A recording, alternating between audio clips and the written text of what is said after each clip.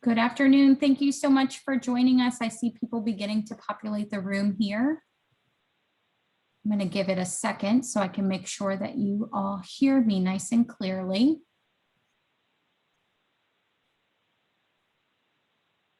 All right.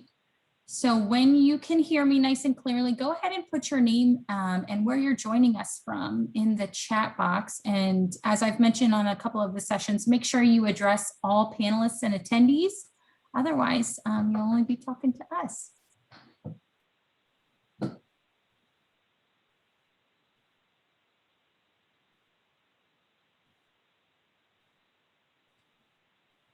So far, just Maryland people. Great.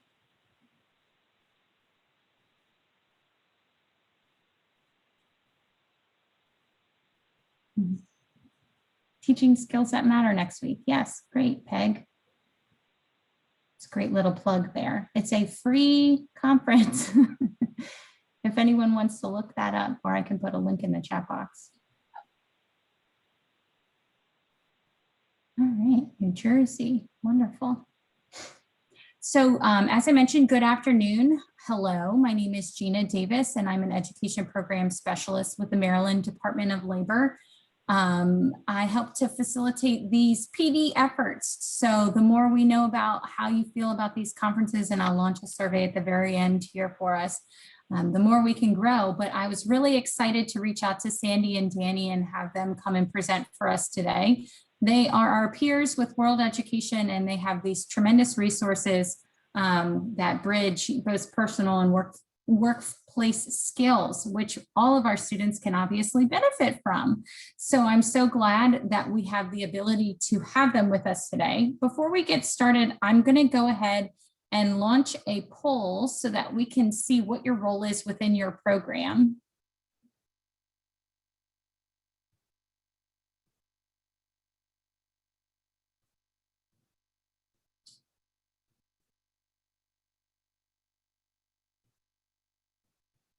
And lots of others. Now I'm curious, what is other? Great. Okay, so I'm going to share the results so that we can see, but there's a great variety in today's session. Whatever your role is in adult education or workforce education, you will benefit from what you hear today. And there's a tremendous amount of resources that are going to be shared. But without further ado, I'm going to pass it over to Sandy to kick us off, and I hope you all enjoy. Thanks so much, Gina. Welcome, everybody. I'm Sandy Goodman. As Gina said, I'm the director of the National College Transition Network. We're based at World Education in Boston, and I'm here with my colleague, Dani, who's the curriculum MPD specialist, also with NCTN. And before we launch into the topic for today, I just will tell you briefly about NCTN. Some of you are probably familiar with us and our effective Transitions Conference, which we put a pause on, but we provide technical assistance and professional development to community colleges, adult ed, and workforce development systems. And our intention is to weave together those systems to build better bridges, to accelerate career pathways, comprehensive student support services, and partnerships that help adults attain their educational and career goals and ultimately access greater economic opportunity. And so we're excited to share with you today a new product, a new resource that we've launched called the Personal and Workplace Success Skills Library. And I'll just say that the library was funded by the ECMC Foundation, and we're really grateful for their support for this work. And so today what we're going to do is briefly define what we mean by personal and workplace success skills, and then Dani will take you on a more comprehensive tour of the library and lead you through an activity so you can explore it further. And then we'll just wrap up with some information about your next steps that you can take using the library. So just very briefly, the Personal and Workplace Success Skills, it's a curated collection of resources, and it's for adult educators, workforce development, community college, and career and technical ed practitioners, both teachers and coaches and program managers. So it's great that you're all here so that you can teach and assess personal and workplace success skills, design curriculum, and design programs that help adults assess and learn and practice these skills. As I said, Dani will get in, you'll get a chance to get into the library in greater depth in a little while, and Dani will give you a tour. But I'll just say here that the contents of the library, we didn't author them, we've collected them and curated them and described them here for you. They're a varied collection of highly adaptable resources, and you'll get a chance to explore them in a little while. But first, before we get into the library, we wanted to get into a little bit about what are personal and workplace success skills. And they're a cluster of skills that are referred to by many names. You will be familiar with these, and you know that there are even more that we may not have listed. Soft skills, employability skills, transferable skills, essential skills, workforce preparation, life skills. I'll let you read the list yourself.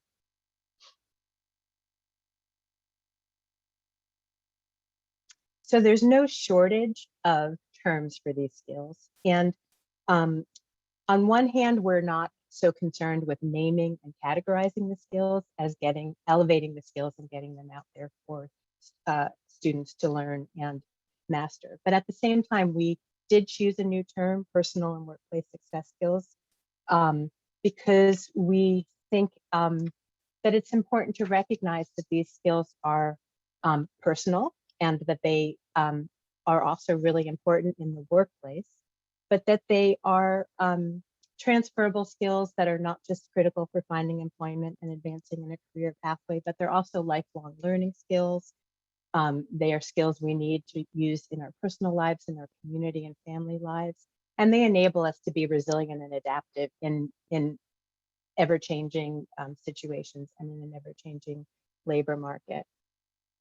So I'll just read them here. And again, you'll see that these are familiar, and you'll understand that we might be using these terms, but that they are crosswalk to the other terms that you're familiar with.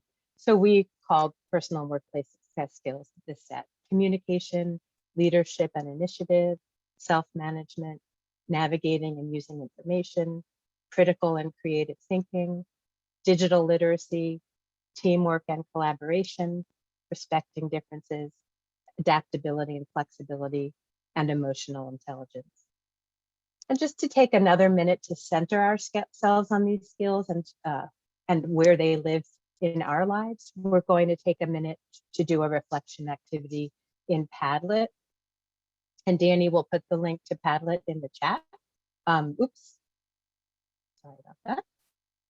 Dani will put the link to Padlet in the chat, and I just want to show you, if you're not familiar with how Padlet works. You'll go in, you can see it online. You'll go into it yourself, opening a new browser and using the link that Dani shares. And then basically you can scroll along here to find one of these 10 skills that I just named. And how have you used it recently in any domain: personal, work, life, family? And when you choose the skill you want to describe, you'll just click on this little plus sign here and add your example. Any questions about that before you go on to Padlet? I see that Dani's put the link in, and I'll keep the Padlet open so we can refresh it and see as people start to write. All right, you have about 6 minutes or so for this. So let me just say a few more things about them and why they're so important. So in addition to the numerous surveys of employers who talk about needing to find employees who really have good communication and teamwork skills, good customer service skills, problem solving skills, Kevin Roos, in his book Future Proof, says we've been preparing people for the future in exactly the wrong way. What we should be teaching people is to be more like humans, to do the things that machines can't do. And so what's so important about this is that we're always thinking about, well, are our jobs going to be, are we going to be replaced by machines? And what he says is we can't be replaced if what we're if what we're doing is the things that machines can't do. So tasks that can be automated that involve routine procedures, logical deduction, computation, production, those are the jobs that are more at risk of automation. But the jobs that involve adaptability, problem solving, communication, and common sense are the jobs that will persist. That's how we compete against machines in order to really, keep working, keep on insisting on the value of human skills and our role in the workforce and in production. We also hear about the importance of non-cognitive skills and how they predict educational attainment and labor market outcomes as strongly as measures of cognitive ability. So while we're not suggesting that we shouldn't continue to teach important academic skills and language skills, we want to make sure that we are also including the skills, non-cognitive skills like emotional intelligence, flexibility and adaptability, self-awareness and self-management, that we're also making sure, because these are such important predictors of educational attainment and labor market outcomes, that we don't leave these out because we're so focused on those important academic and language skills. And one thing that's important for us as teachers and coaches of adults is that it's not too late to learn these skills. It's not too late for us to learn them. It's not too late for our students to learn them. And with the right supports and effort and a growth mindset and positive educational experiences, adults can develop and enhance their personal success skills. So these are just some of the reasons why we think these skills are so important. And we developed the library because we talk to educators, workforce development practitioners all the time who say, I know these skills are important. I recognize that, but I don't have any good materials for teaching them, and I'm not sure how to approach that. So that's the call that we've responded to with this library. Before we take you on the tour of the library, I just want to say something about equity in personal and workplace success skills. And while it's true that our audience are adult education, workforce development, community college, and career technical ed students, we don't want to suggest at all that these audiences are particularly lacking in these personal workplace success skills. You can see if you flip through any elite business journal or course catalog for professional, executive professional coaching or executive professional courses, these skills are in high demand at all levels of the workforce and in all industry sectors. And our goal is to ensure that the adults that we work with and older youth, those who face systemic barriers to education and employment, have the opportunities to develop these skills in ways that are beneficial and meaningful to them and enable them to reach their educational and career goals and their personal and holistic goals as well. And so that's our goal, to really lift up these skills, to democratize the access to educational materials that support skill building in these areas, but never to imply that it's only our students, our clients, the learners in our programs who are lacking in these skills.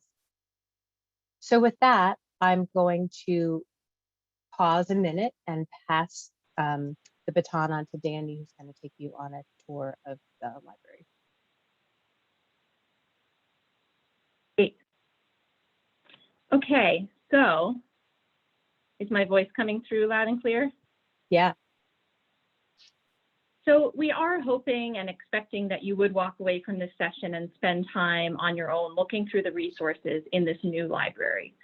But because we have this time with you here, we wanted to take this opportunity now to take you on a tour of the library, explain the organization, how to find what's going to suit your needs, and do it in a structured and supported way while you're here with us, so you can ask us questions. And so that's our goal for this next step of the presentation. So I'm going to take you to the website. And this is really pretty new at this point. So here's what our homepage looks like. And Sandy actually already talked to you about the skills section right down here, as well as the teaching the skills section, right? Sandy will talk about the teaching the skills. So I'm going to dive right into the resources themselves and show you how you can use our search functions. So the first way that you can look at resources is just by going to View Library. And that will give you all the resources without any filters. You'll see there's 9 pages of results. So you can search the pages up here or also down at the bottom. And you would read these 1-sentence summaries right here. And if it intrigues you, you can click right on the picture or the text right here, and that will take you to the resource page itself. So that's the first way to search. The second way to search is to use our filters, which we spent a long time developing, really thinking about what filters are going to be useful to our audience in adult education, workforce development, community college, in narrowing down all of the resources that we have to find something that's going to fit your setting. So you'll see that this filter box is on the home page as well as the page we were just on. And here are the 4 different filtering categories that we thought were important. So the first one is type. So you might want to just narrow it down to something that is a framework of these skills. If you want to implement it into your program, you might want instructional materials. You'll see that that's the biggest bulk of our resources. Or maybe you want something that has a micro-credentialing and or badging option. So you can search that way. Format, pretty self-explanatory there. Cost, maybe you want only free resources. And then the last one is audience. And if the resource said that they were developing that resource for one of these specific audiences, we've tagged it as such, and you can filter with one of these. However, of course, we know that many resources that are developed for adult ed could be adapted to English language learners, for example. So you might not want to limit yourself entirely just to these filters when you're searching. Because of course, in adult ed, our fun job is always to adapt things, as we know. The third way to search is to use the keyword search box. So we recognize that you might be coming in with a specific skill in mind that you want to search for, or maybe you want to look for a specific resource. So for example, maybe you want to find instructional materials that just teach communication. And so you can type that into the keyword search box and you'll see your skill. Now, communication is a pretty popular one. So there's actually 5 pages of results. So you might want to apply another filter, who knows, to narrow it down. And I'm going to show you one of these and to show you where in the resource you can see that it teaches communication. So NCNet, Employability Skills Resource Toolkit, you'll see skills addressed right here teaches communications, for example. And one thing I want to point out in case I forget to mention it is that the title is hyperlinked. That will take you to the actual resource itself. An image to the right is also hyperlinked. So you can click on those and you can find the teaching resources, for example. So for this one, it'll actually take you to module 2 and you'll see that it teaches communication skills there. Now, I want to show you at the bottom of this page that we have actually tagged all of the ways in which this one resource was tagged in our filtering option. So you'll see that it's instructional material. You'll see that it's download and print. You'll see that it's a free resource and that it was developed for adult education and higher education. Now, while you're here, you might notice that emotional intelligence is a tag for this resource, and you get interested in that topic and you want to see all the resources that teach emotional intelligence. So you can click on that and see here all of the resources that address emotional intelligence. I'll click on one, Road Trip Nation. and tell you just quickly about how we designed this page here. So I already mentioned you can get to the resource that way. What this includes is basically a summary of the components of the resource that you can access if you go to this website. So we wanted to make this easier for you. I know as a teacher how much time is spent looking for resources, spending time on a website, often wasting a lot of time before you realize, you know, it's not exactly what you thought it was, it's not appropriate for your students, or it's behind a paywall. We wanted to give you all that information up front. So you'll see which skills this addresses. You'll see that it's a course. You'll see that there's a career exploration component here, and you'll see that there's some teacher guidance. So we just kind of made a list out of what's there. The second section is our key takeaways. Again, this is what we thought would be useful to you in choosing this resource. So in the key takeaways, we answer questions like, who is this designed for? Who is this ideal for? How can this be integrated into your existing curriculum or classroom? Or was this really designed to be more a standalone resource? Is this something that is on demand and self-paced for students, or is this something that instructors facilitate in a group setting or a hybrid setting? We give you that kind of information because, again, we thought that would be useful to you in trying to select one of these resources that teaches personal and workplace success skills. The last section here is background. We're including a whole range of resources on this website because we know that our audience of workforce development, adult ed, and community college have a huge range of needs. But we did want to provide some sort of, if the resource shared with us any evidence about the effectiveness of that resource, or if they shared how many people it's been used with, where it's been used, we wanted you to know that so you can maybe have a sense of how many people have utilized this. So you'll see here kind of how, if that information was provided to us, we share it with you, basically. What we are working on now is working with sites across the country who are interested in choosing one of these resources and implementing it and writing it up with us, with some consultation from us and technical assistance. And so some of these resources will actually have a case study story called Voices from the Field on this page as well. Not for every resource, but for some of them, because we know that hearing from your peers about how they actually implemented this and how it actually was and how students responded is probably the best form of evidence. So that's coming, that's in the works, and all of those stories from the sites that we're working with are going to be housed in this Voices from the Field section right here. So I'm going to pause for a second to see if there's any questions about the tour so far before you do a little bit of your own exploration on the site. Sandy, were there any questions you saw? And you'll have another opportunity to ask questions. Okay.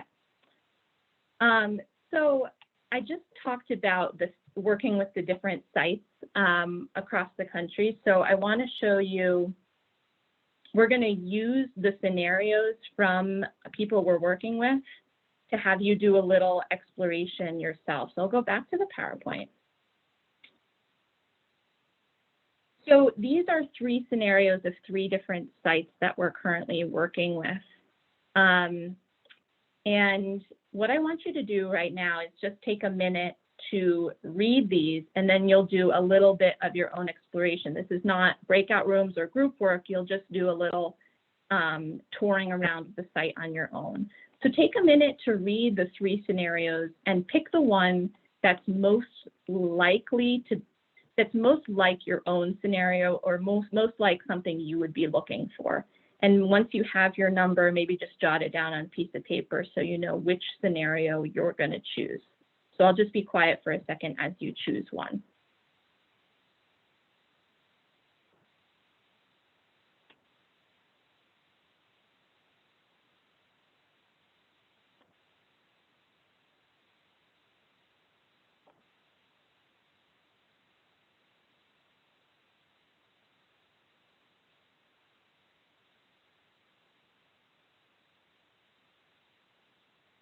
Okay, so once you have picked the scenario you're going to be using in your own little tour, you're only going to look at 3 resources on the site. And after looking at those 3 resources, you will decide basically which one is the best match for the scenario. So these are the 3 resources you're going to look at. And I should note that you don't have to go to the actual site of the resource itself. All the information that you'll need to make your match is going to be on that page that I showed you, where we do our own write-up. The way that you'll find these 3 resources, my best advice is just to use the keyword search box. You'll just type in skill-based, or you'll type in 21st Century Skills Curriculum, and then you'll type in Road Trip Nation, and you'll look at the 3 pages without actually going to the website of these resources themselves. So you don't have to go to the hyperlink. We are going to take a little bit of time to do this. And I see that the link to the website itself is in the chat. So while we're on this Zoom screen, you are going to open one other tab of the library itself, which I think Gina shared. And you'll look at these 3 resources. And while you are there, we'll keep this slide up on the screen for you in case you need a reminder basically about what your scenario was and what the 3 resources that you are looking at are. So we'll take about 8 to 10 minutes to do this. If you're done with the activity, of course, you're free to browse around on the website on your own. So while we're not going anywhere, you are opening a separate tab, and we'll be sitting right here if you have any questions. But when you do come back, we'll want to know in the chat which scenario you chose and which of the 3 resources you matched it with. Do let us know if you have any questions.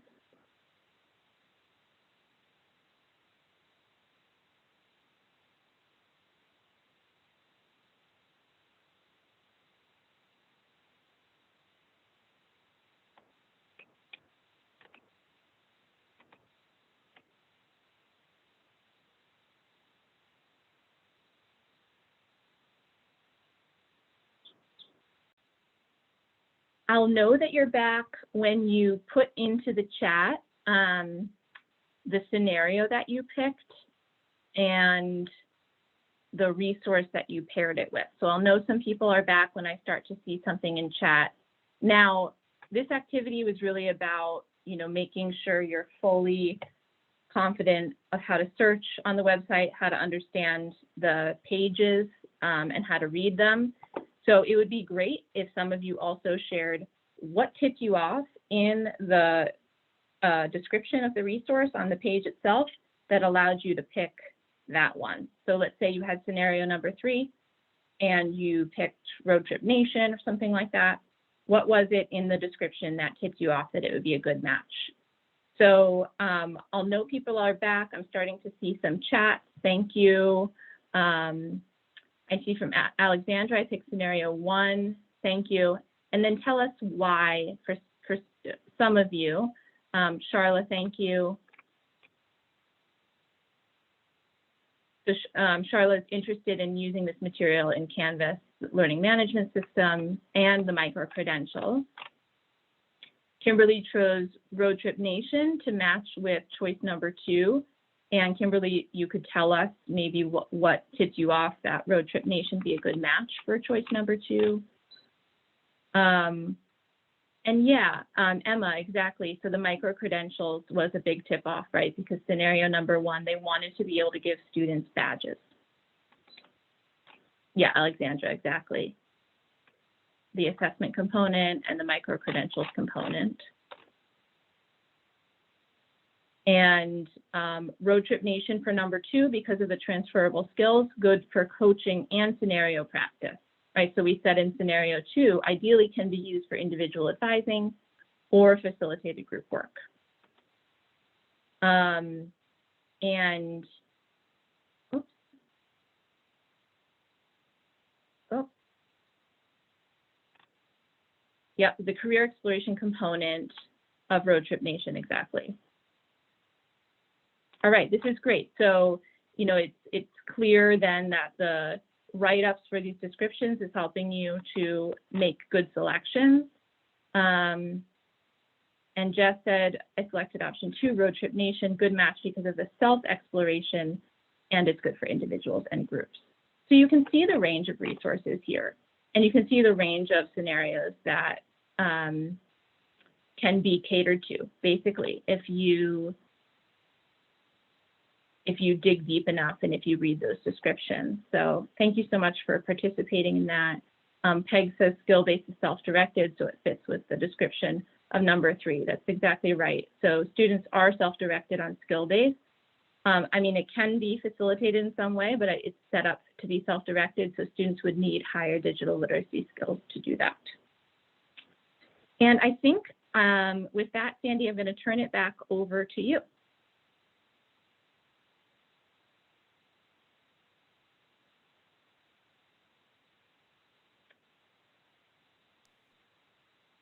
All right, great. I'm going to put my video on for a second and let me know at the first signs of any sound instability. Sound okay right now, Dani?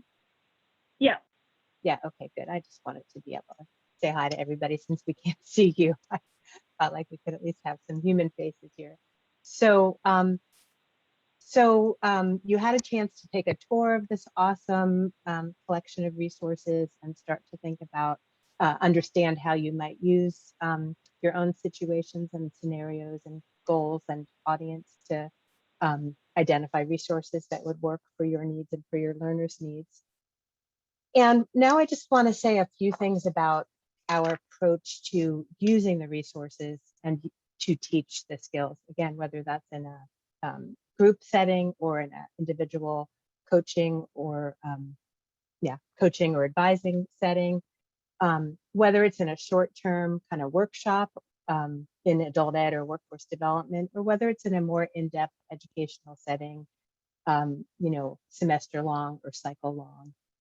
We think that these approaches apply and are important.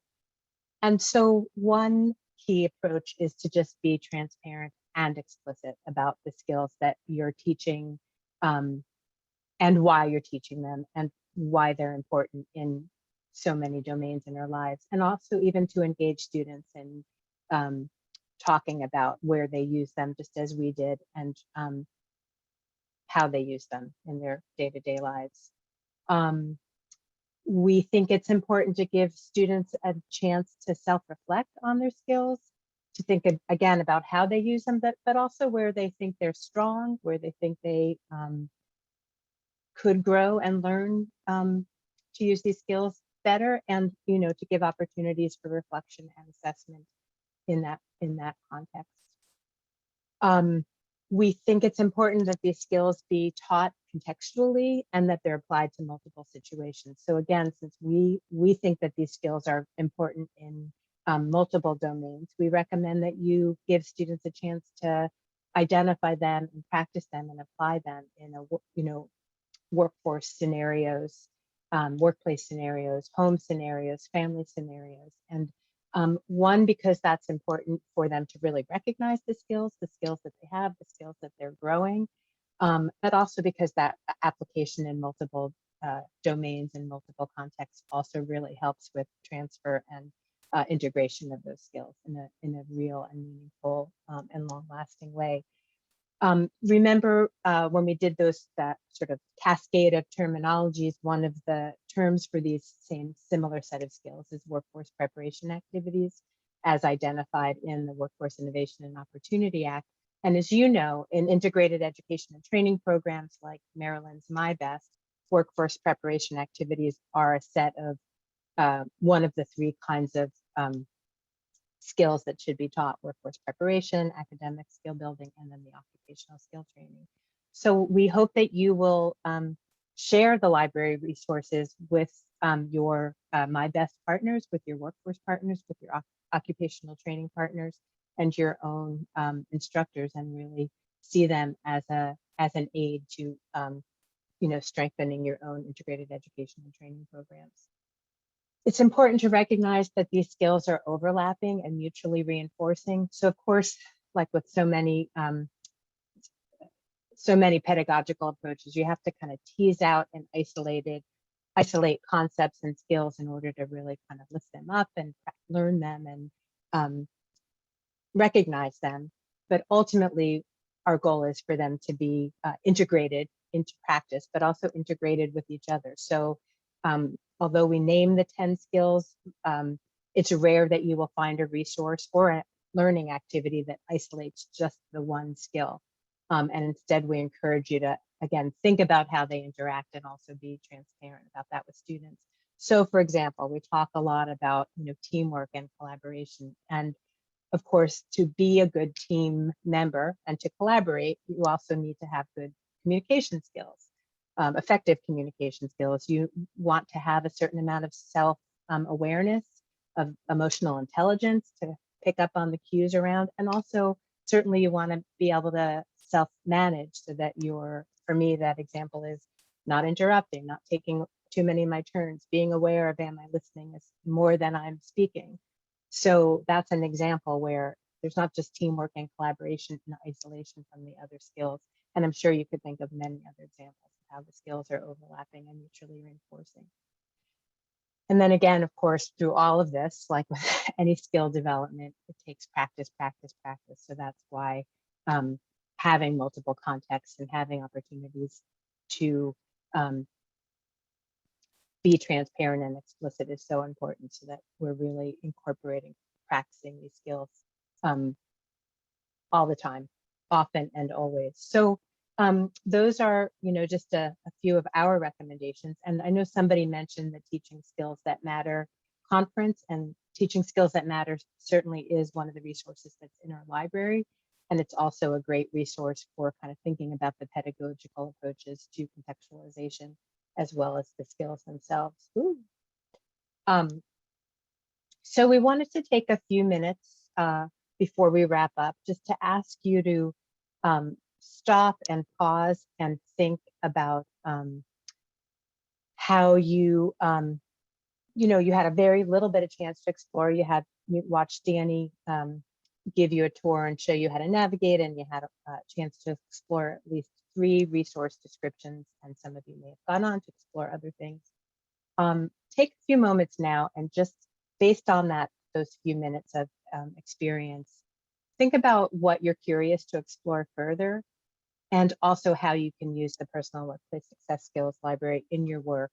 And we invite you to share that in the chat, partly because it's helpful to us to learn more about how you're thinking of using it, but more importantly, as you know, writing down kind of your ideas is going to help you walk away from this session and actually do what you hoped to do.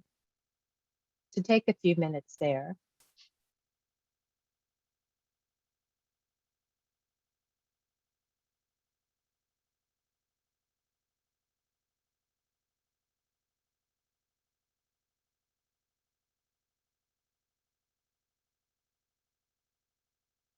Oh, great, and there's some folks who've already been using some of these resources.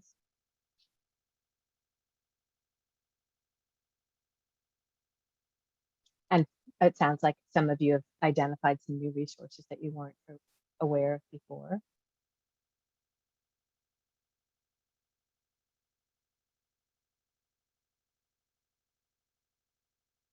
What are you curious to explore further, and how can you use the library in your work?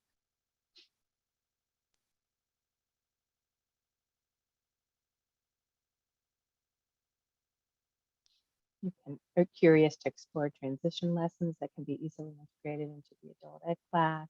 Solvably is something that's new, some want to explore. Sheila's excited about the resource. Jennifer is saying no need to recreate the wheel. That's exactly our thought. We, as I think I said earlier, we didn't author or develop any new resources. We really just wanted to pull them together and make sure people, we took the time to do what a lot of you can't do every day, which is follow every newsletter, follow every website, see what's available. All right, just let's take a couple more seconds if anybody wants to share what you're curious to explore further and how you can use this in your work. And I'm curious certainly about if there are, I think there were some program managers or coordinators or directors who might not be in the classroom or might not be teaching, coaching students directly. I'm curious how you can take this back and your ideas for taking this back and sharing with your colleagues and your teams.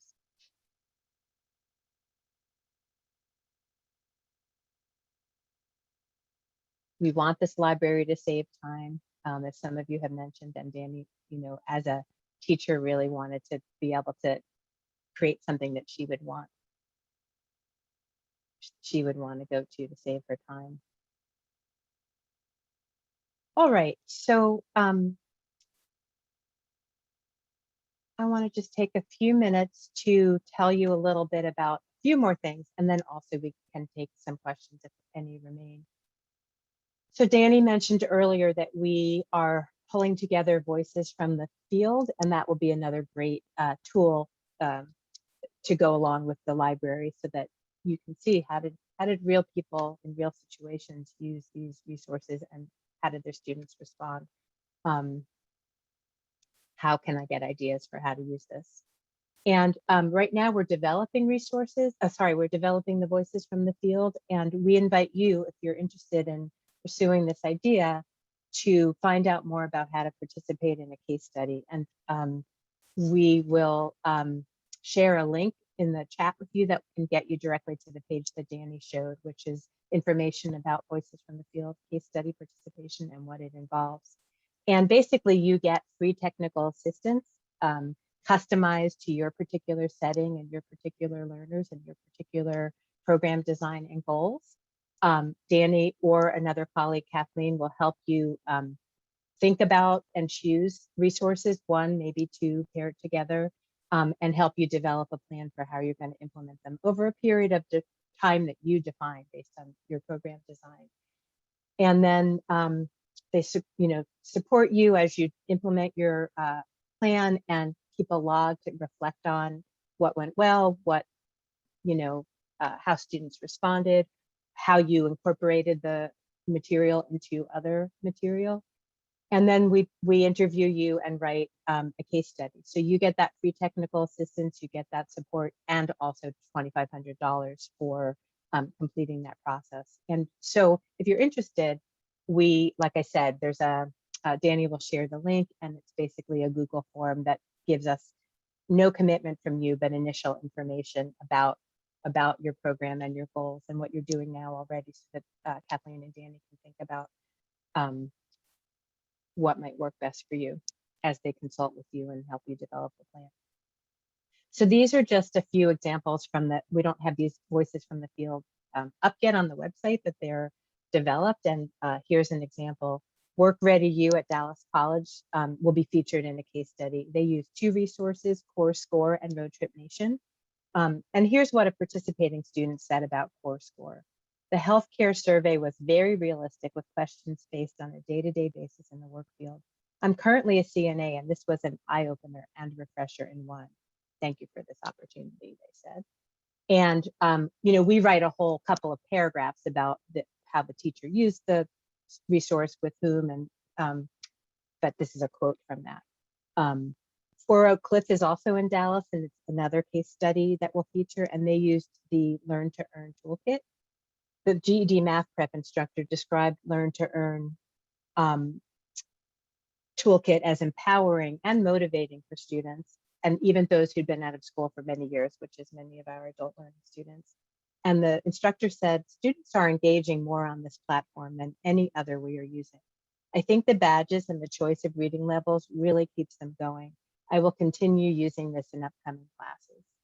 So those are just examples of what students have experienced through this process. And our goal isn't, I pulled some quotes because I wanted you to get a sense of the lived experience of these students in the case study.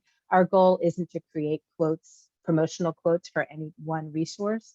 It's to embed quotes in a description and a story about how a particular site used a resource and to what end. So I don't want you to think that you would be just kind of producing promotional quotes. You would be really telling us strengths and limitations and helping others think through what's the best way to use this particular resource and in what context. So that's Voices from the Field. The other thing we want to say is that we continue to add resources monthly, really. And we're always looking for additional ones. So if there's something that you like and you recommend and you see that it's not in the library, then please do recommend it to us. And there's a link to a Google form in the library as well, where you can submit information about a resource. It has to be available on another website. As you can see, we don't house anything in the library. We just link to other websites. It doesn't have to be free. We have a preference for free materials, but it just has to be housed somewhere that people can get to it and learn about it after we pique your interest in it on the library description. Lastly, if you are a LinkedIn user or LinkedIn member, we do have a LinkedIn page, and we would love for you to follow us. And this is where we will keep announcing additional resources, announcing events, announcing that we have new Voices from the Field published. So again, if check chat, Dani's going to put the link in chat. And if you are a LinkedIn member, we'd love for you to follow us. And with that, let me just stop and check the chat and see if there are additional questions before we send you off. I'm seeing some great curious takeaways. Thanks, Matthew, for talking about how you'll share the resources with your students. I do want to say that there are definitely some direct to learner resources. Our primary audience first is practitioners, and then with your guidance and with your support, we hope that you'll share many of the direct to student resources with them. Any last questions? I'm just scanning the chat one more time.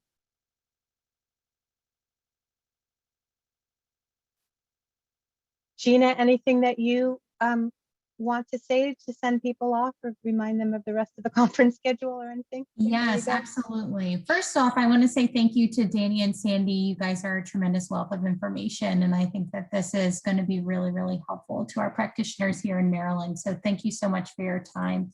I'm going to go ahead and put a link to our feedback form in the chat box. If you guys have a second, if you can just go ahead and fill it out. As I've said in all of our sessions, we can't grow unless we know. So the more feedback that we get, the more we can advance the Virtual Training Institute in a direction that works best for you all in the future. I receive a couple of questions. Requests for proof of participation will be available on the website. If you look above the sessions, you can go and find a link there. All of our sessions are recorded and will be on our website as quickly as possible, but as we've heard read in the chat box here, lots of thank yous. We really, really appreciate your time. We have 4 more sessions tomorrow, so feel free to check those out if you haven't already registered for them. And thank you so much for your time. Thank you, everybody. Have a great day.